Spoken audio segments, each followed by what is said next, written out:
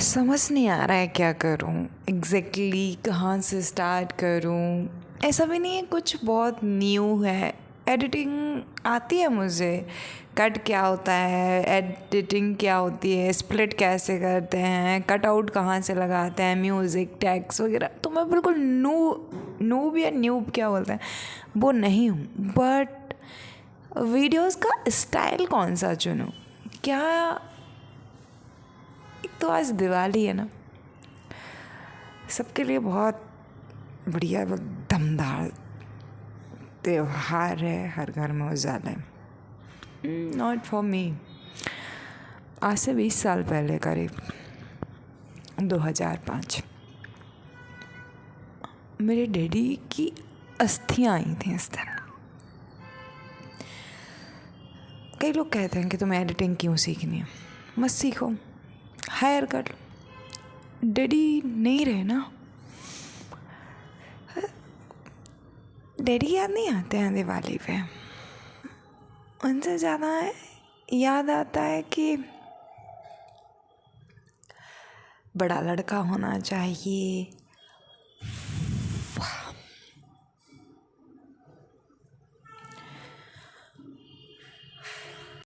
और वो समाज की जो एक लड़की को दी गई चीज़ें हैं। मतलब डैडी के ना रहने से एक चीज़ हमने सीखी, तीनों भाई बहनों ने, कभी किसी पे डिपेंडेंट ना रहना। आज मैं एडिटर पे डिपेंडेंट नहीं रह सकती हूँ। आज मैं किसी भी इंसान पे किसी भी तरीके से डिपेंडेंट नहीं रह सकती हूँ। सीधा फंडा है। हर चीज़ के कुछ प्रो और कॉन्स होते हैं।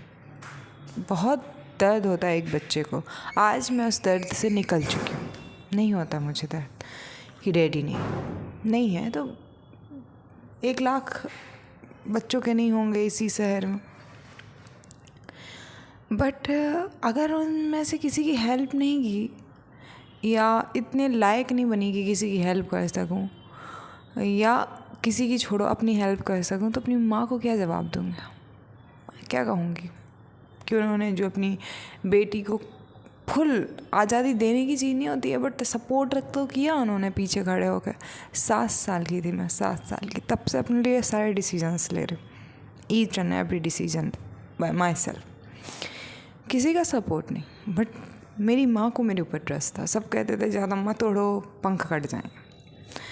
मैंने 10th 12th टॉप किया, सब कुछ किया। उस वक्त भी किसी को ख़ास मेरे ऊपर ट्रस्ट नहीं था, बट मेरी माँ को था कि इसने कहा है ये कर लेगी। आज मैंने उनसे कहा है मैं 1 करोड़ कमाऊँगी महीने का। एंड एडिटिंग समथिंग बहुत क्रेज़ी चीज़ है मेरे लिए। ये वैसे ही है जैसे कि डैडी नहीं थे ना, तो मैंने मतलब आज तक 25 साल की हो चुकी हूँ, 26 साल की, एक सिंगल चीज़ की जिद या डिमांड या कोई मुझे चीज़ लेके ले आना कोई भी नहीं की होगी। बचपन में की होगी, जब समझ नहीं होगी तब की बात नहीं बता रही हूँ, तब भी नहीं की है, क्योंकि रियलाइज़ उसी दिन हो गया था जिस दिन ये हस्तियाँ आई थी।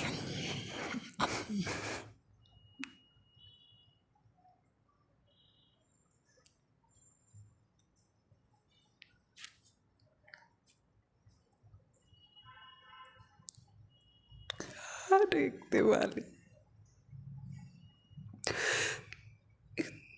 इतना दर्द होता है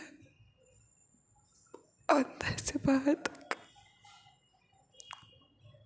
कोई नहीं समझ सकता। जिसके पेरेंट्स नहीं होता है, पापा या मम्मी,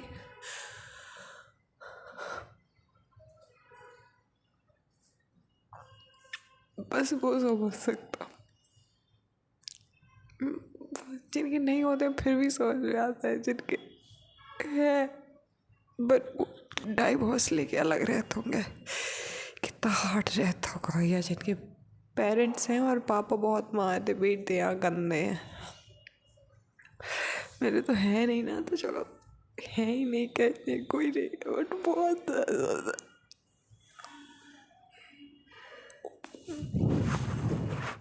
ऐसी शायद कोई दिवाली गई है आज तक किसी थी।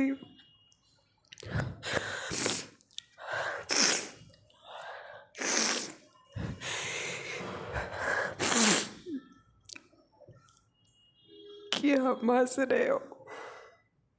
मतलब मेरा पूरा परिवार, मेरी माँ, मेरे भाई, मेरी बहन, ये नहीं है कि डैडी की तो जस्ट बहुत याद आती है। अच्छे इंसान भी थे। और दूसरी बात,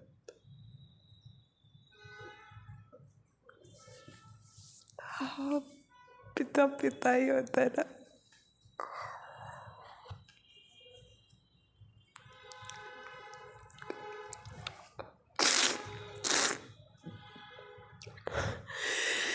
हम नहीं चाहते हो रे क्या हुआ तुम।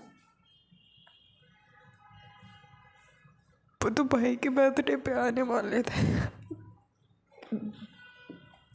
बट सब कहते हैं दशहरा को वो नहीं रहे थे, तो दशहरा अब नहीं मनाते हैं।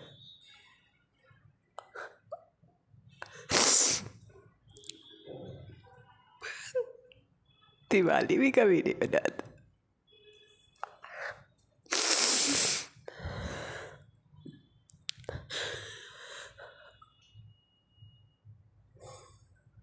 किसी से कुछ नहीं कहते,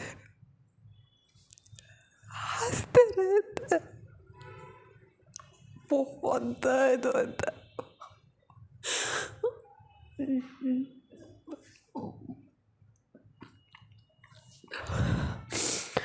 हर गेट टुगेदर में, फैमिली फंक्शंस में, किसी की शादी में, एक अलग तरीके से हमें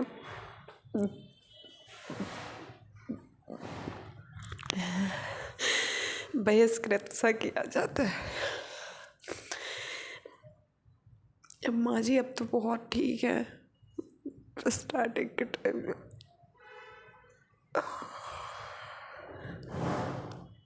सब खुशियाँ ही खुशियाँ दिखाते।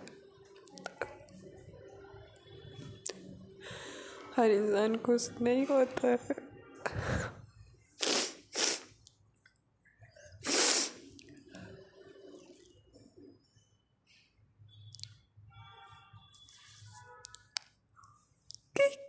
एक बार सिर्फ एक बार मैं उनको देखना चाहती थी। भाई मेरा 1 साल का होने वाला था, भाई ने तो बिल्कुल नहीं देखा। बहन ने भी 2.5-3 साल की थी, उसको भी बिल्कुल याद नहीं है। मैं 5-6 साल की थी, 6 साल की होने वाली थी 1 साल 1 महीने बाद, 2 महीने बाद।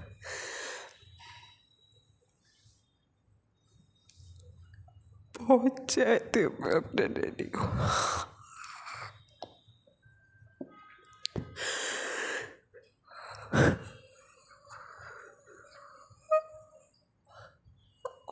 अंदर ब्लॉक पड़ गई है पूरी एनर्जी। किसी के सामने रो भी नहीं सकते। माँ के सामने रोएंगे तो वो रोएंगे, भाई बहन रोने नहीं देते हैं।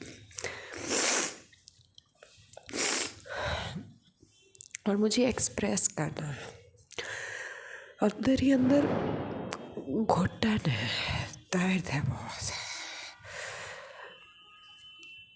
कोई सुनने वाला नहीं है, सबको हैप्पीनेस चाहिए। भाई हैप्पीनेस होती है, बट 24 घंटे कोई हैप्पी नहीं रह सकता, और 12 साल के 24 घंटे तो बिल्कुल नहीं रह सकता। और मैं दिवाली पे तो नहीं रह पाती हूँ।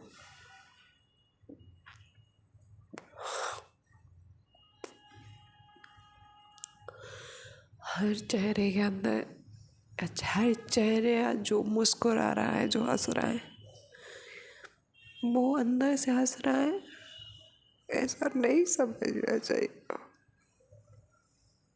जिसने कोई अपना करीबी खोया होता है ना, उसे समझ आता है। हाँ, मैं भागवत गीता भी पढ़ी, अष्टावक्र गीता भी पढ़ी है, पतंजलि योग सूत्र भी पढ़ा है। मैं स्पिरिचुअल नहीं हूँ ऐसा नहीं है, मुझे पता है मुझे भी एक दिन मरना है, हम सबको मरना। बट इमोशंस है ना,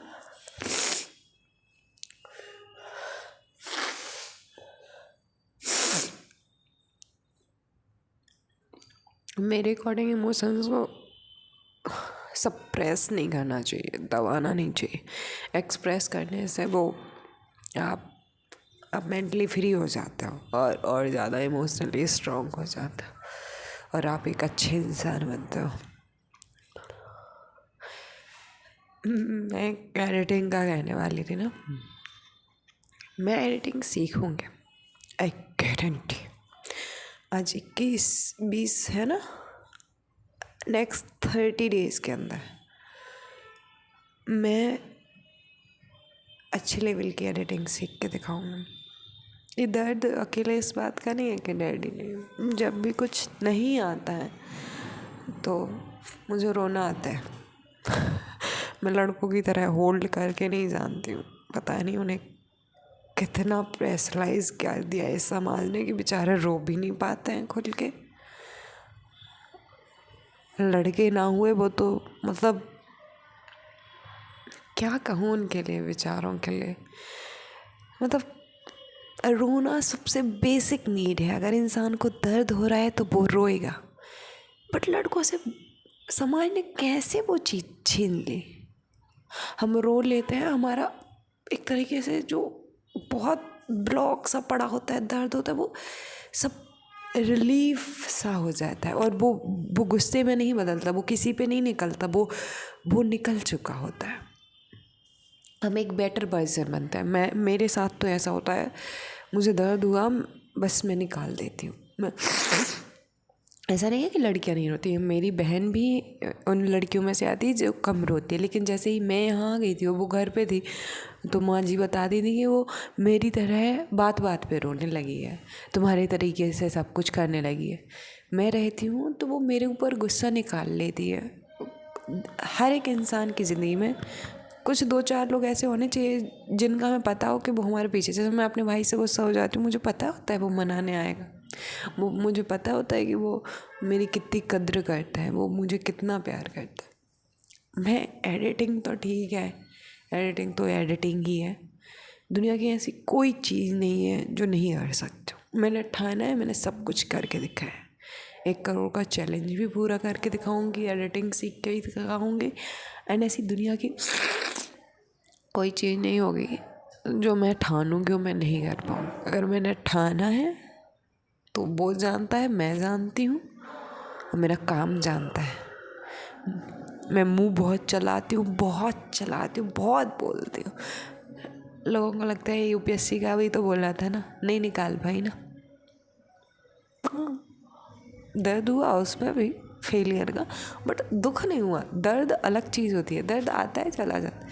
दुख मतलब किसी करीब बहुत ऐसी चीज़ हो गई है जिसका रिप्लेस नहीं किया जा सकता, जिसकी कोई कीमत नहीं है।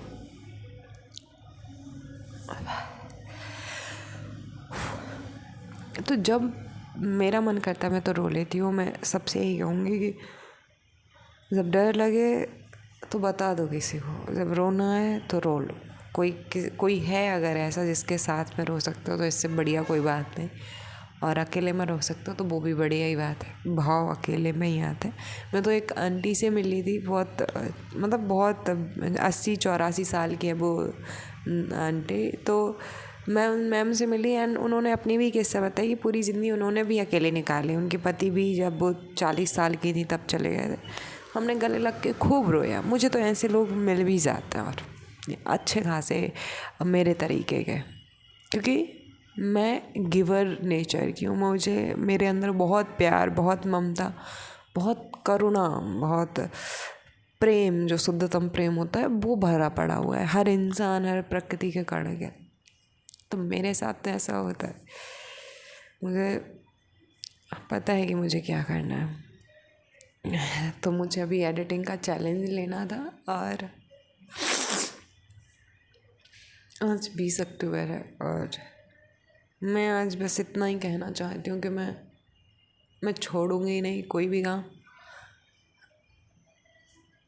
कोई साथ नहीं था मेरा, एक टाइम था। आज तो बहुत लोग साथ हैं, 70 लोग हैं, 70 सब्सक्राइबर्स हैं। अगर 70 लोग इस रूम में खड़े करूँगी तो बनेंगे नहीं, बहुत है मेरे लिए। थैंक यू सो मच मेरे मेरा साथ देने के लिए।